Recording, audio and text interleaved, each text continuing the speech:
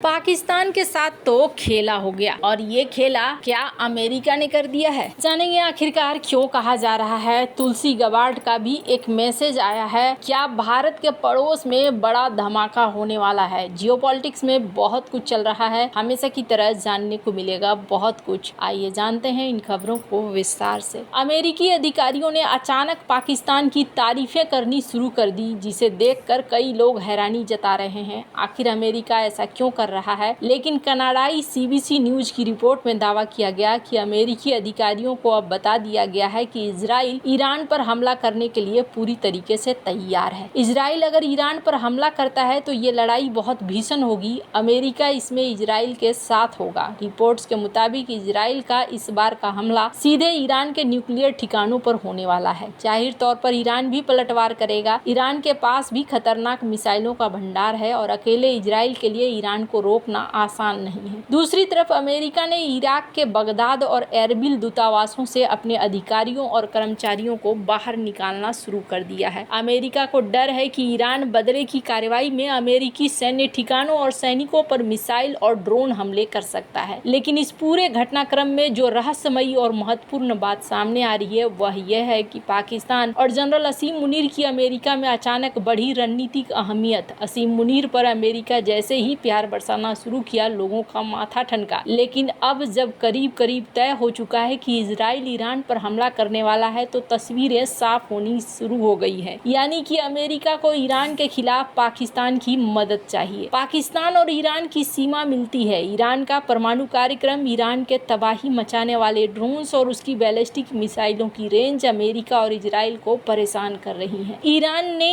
Iraq, Syria और Lebanon, Yemen में मौजूद प्रॉक्सी भी इजराइल और अमेरिका की प्रत्यक्ष रणनीतिक खतरे हैं। ऐसे में पाकिस्तान ईरान के खिलाफ अमेरिका को बहुत बड़ी मदद दे सकता है। यही वजह है कि यूनाइटेड स्टेट्स सेंट्रल कमांड के कमांडर जनरल माइकल कुरिल्ला ने पाकिस्तान को आतंकवाद विरोधी कार्रवाई में पाकिस्तान को एक अभूतपूर्व साझेदार बताया। उन्होंने ISIS खुरासान के खिलाफ ऑपरेशन में इस्लामाबाद की भूमिका की तारीफ करी। अमेरिकी कांग्रेस की गवाही के दौरान दी गई उनकी टिप्पणियों से नई दिल्ली में हलचल मची है, खासकर जब भारत ने अप्रैल में पहलगाम आतंकी हमले के बाद पाकिस्तान को कूटनीतिक रूप से अलग थलग करने के लिए वैश्विक लॉबिंग तेज कर दी है। लेकिन ईरान पर हमले की संभावना में पाकिस्तान की मदद यकीनन भारत की लॉबिंग को कमजोर करेगा, क्योंकि अमेरिका को हर हाल में इस वक्त पाकिस्तान का साथ चाहिए। ये वीडियो देख सकते हैं उनके जनरल का, जो अपनी संसद में बता रहे हैं।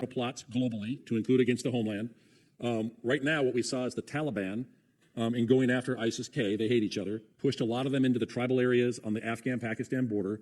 Through a phenomenal partnership with Pakistan, they have gone after ISIS-Khorasan, killing dozens of them. Through a relationship we have with them, providing intelligence, they have captured at least 5 ISIS-Khorasan high-value individuals.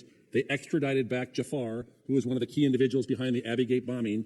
And the first person they called, Chief of the Army Staff Munir, was me, and said, I've caught him, I'm willing to extradite him back to the United States. Please tell the Secretary of Defense and the President. So we are seeing Pakistan, with limited intelligence that we're providing them, go after them using their means to do that. And we're seeing an effect on ISIS-Khorasan. At the same point, they are continuing to move around. Sometimes they'll try and go back into Afghanistan.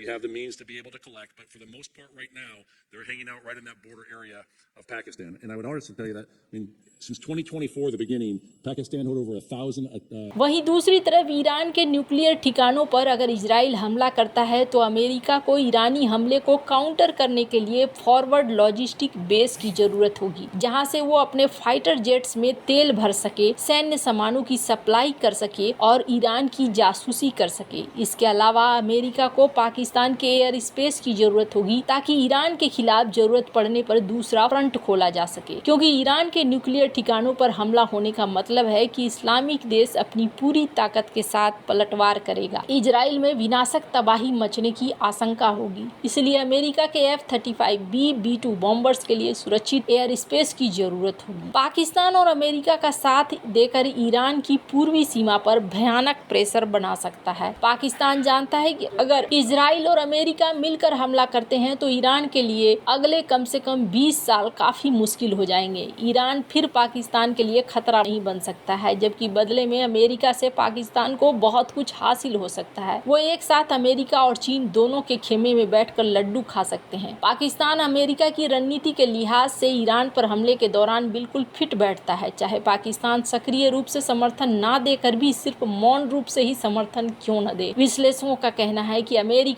Pakistan के airbase का इस्तेमाल कर सकता है, जैसा वो अतीत में कर चुका है। ईरान के काफी करीबी पाकिस्तानी एयरबेस में पाफ समुंगली, पाफ पसनी, पाफ शहबाज भी ईरान के करीब है, लेकिन पिछले महीने भारत के ब्रह्मोस हमले में इस एयरबेस को काफी नुकसान पहुंचा था, जिसकी वजह से इस एयरबेस को फिलहाल मरम्मत के लिए बंद रखा है। पाकिस्तान की सीमा सिस्तान बलूचिस्तान से सटी हुई है, लिहाजा वो एक बेहतरीन सप्लाई चेन का रास्ता बनता है। अमेरिका ने जब अफगानिस्तान में अलकायदा और तालिबान के खिलाफ अभियान चलाया था, उस वक्त भी पाकिस्तान ने अपना एक एयरबेस अमेरिका को दे रखा था। अमेरिका की रणनीति ये हो सकती है कि वो खुले तौर पर पाकिस्तान को युद्ध में खींचे, जिसकी उम्मीद कम है। पाकिस्तान युद्ध में शामिल भी नहीं होगा, लेकिन पाकिस्तान अपनी जमीन और संसाधनों का इस्तेमाल अमेरिका को करने देगा, इससे किसी को इनकार नहीं है। पाकिस्तान 1980 में अफगानिस्तान में सोवियत संघ के खिलाफ युद्ध में अमेरिका को अपनी जमीन दे चुका है। साल 2000 में अफगानिस्तान में आतंकवाद के खिलाफ युद्ध में अपनी जमीन अमेरिका के हवाले कर चुका है। 2025 में भी वो अमेरिका को किराए पर अपनी जमीन दे सकता है। पाकिस्तानी सुरक्षा विशेषज्ञ इम्तियाज गुल ने पिछले दिनों दावा किया था कि रावलपिंडी में नूर खान एयरबेस अभी भी पूरी तरह से एक वक्त अमेरिका के कंट्रोल में है। यहाँ तक कि पाकिस्तान के वरिष्ठ सैन्य अधिकारियों को भी इसमें हस्तक्षेप करने की अनुमति नहीं है। ये दावा पहलगाम आतंकी हमले के जवाब में शुरू किए गए ऑपरेशन सिंदूर के दौरान भारत द्वारा उसी बेस पर किए गए सटीक हमले के कुछ दिनों बाद आया। गुल के मुताबिक नूर खान एयरबेस पर अक्सर अमेरिकी विमान देखे जाते हैं। उनके ऑपरेशन और कार्गो के बारे में पाकिस्तान की सेना के पास भी कोई जानकारी नहीं होती है। गुल के बयान ने अमेरिका और पाकिस्तान के बीच सैन्य सहयोग की सीमा पर सवाल उठाए थे। नूर खान एयरबेस पाकिस्तान के लिए रणनीतिक रूप से महत्वपूर्ण है। ये इस्लामाबाद और रावलपिंडी के पास स्थित है, जो पाकिस्तानी सेना का मुख्यालय है। ये एयरबेस स्ट्रेटेजिक प्लान्स डिवीजन के भी करीब है, जो पाकिस्तान के परमाणु हथियारों का प्रभारी है। इस बेस में पाकिस्तान के मुख्य हवाई परिवहन स्क्वाड्रन है और यह देश के हवाई गतिशीलता संचालन के लिए कमांड सेंटर के रूप में काम करता है। लिहाजा फिर से सवाल है कि क्या इस्लामिक देश पाकिस्तान एक और इस्लामिक देश ईरान के खिलाफ भीषण हमला करने के लिए उस यहूदी देश इजराइल की मदद करेगा, जिसके खिलाफ पाकिस्तान का बच्चा बच्चा नफरत और जहर उगलता रहता है। पाकिस्तान ऐसा हरगिज कर सकता है, क्योंकि इसके बदले में उसे एक बार फिर से पहले की तरह अमेरिका से डॉलर की बारिश हो सकती है। वैसे इसका अंदेशा लगना शुरू हो गया था कि कुछ तो बड़ा हो रहा है। स्क्रीन पर आप देख सकते हैं डोनाल्ड ट्रंप ने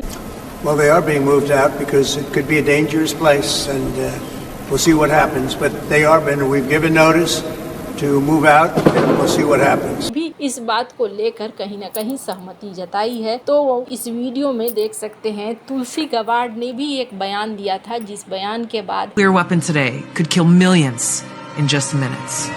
Just one of these nuclear bombs would vaporize everything at its core: people, buildings, life itself. The shockwave would crush structures miles away, killing and maiming countless people. And then comes the fallout. Radioactive poison spreading through the air, water, and soil, condemning survivors to agonizing deaths or lifelong suffering.